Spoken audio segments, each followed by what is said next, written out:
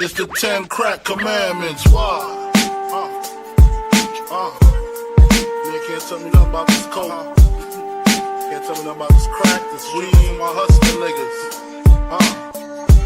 Niggas on the corner, I ain't forget you niggas. Triple B niggas.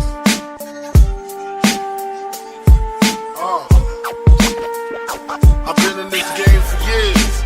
It made me an animal. It's rules to this shit. I wrote me a manual, a step-by-step booklet for you to get your game on track. Not your wig pushed back. Un hombre uno. Never let no one know how much dough you hold. Cause you know that try to breed jealousy, especially. What's good, everybody? First bit of this video, we're going to address a bunch of exercises that I think are helpful when you're building up to actually start squatting. So this is for complete newbies. First exercise is step downs. You're going to do 3 sets of 15 reps per leg. What this does is it targets a muscle called the vastus medialis, which is the muscle on the inside of your knee that is primarily used to prevent medial rotation or collapsing inwards. Some notes: keep your hips nice and square. You don't want your hips dipping down as you dip down. Keep your knee in line with your toe, and make sure that you touch the floor nice and gently. Whoa, fucking, you can feel that's so fucking difficult. Stay like that. Okay, next one, wall sits, 3 sets of 30 to 60 seconds. Keep your back flat against the wall, keep your head up, sit at 90 degrees and keep your weight on your heels with your knees in line with your toes. Okay, bodyweight box squats, 3 sets of 15 reps. And you shouldn't be too difficult unless you actually are Jabba the Hutt. This is more to enforce proper movement patterns. So what you're trying to do here is trying to mimic sort of sitting on the toilet. You're trying to push your bum as far back as possible and get your knees out. That's the next up, glute thrusters for some posterior chain development, primarily hamstrings and glutes. Some notes here: drive your weight through your heels, squeeze your bum hard at the top, and make sure you don't hyperextend your back. Okay, on to phase 2. All these exercises and progressions are what we've already shown you. Starting off with ball supported squats, 3 sets of 15 reps. Fantastic for, again, overall quad strength. Puts very little stress on the knee as you get to sit slightly further back than you would in a conventional squat because of the ball support. Other notes: keep your weight on your heels and make sure that your knees go out in the line of your toe. Okay, moving on to pistol bot squats, 3 times 12 reps per leg. Slightly more difficult, so you're going to have to use a higher box than you did in the previous round of box squatting.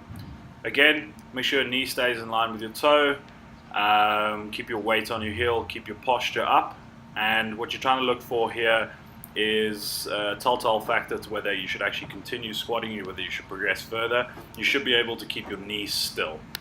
Okay, if you're starting to feel confident in your ability to stabilize your knee and apply force to your quad, then it's time to start getting comfortable in the bottom of the squat position. So what I'd recommend: get used to these movement patterns. Get used to sitting back, get used to pushing your knees out, get used to putting your weight on your heels. You should have the flexibility on your hips to keep your knees out, and you should have the flexibility in your thoracic spine to keep an upright posture in the bottom of the squat position. Okay, common knee destroying mistakes. I'm going to start with the stanky leg. I hate it when people do this. Oh my word.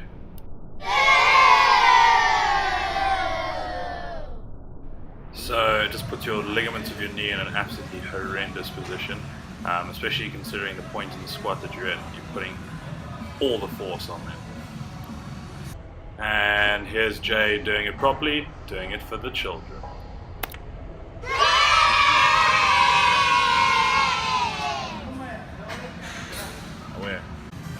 Okay, second one is heels collapsing inwards. Name self-explanatory. Jay's actually sort of struggling to do it here. I've paused it just now where it's most obvious, and that's when we can cue the booing.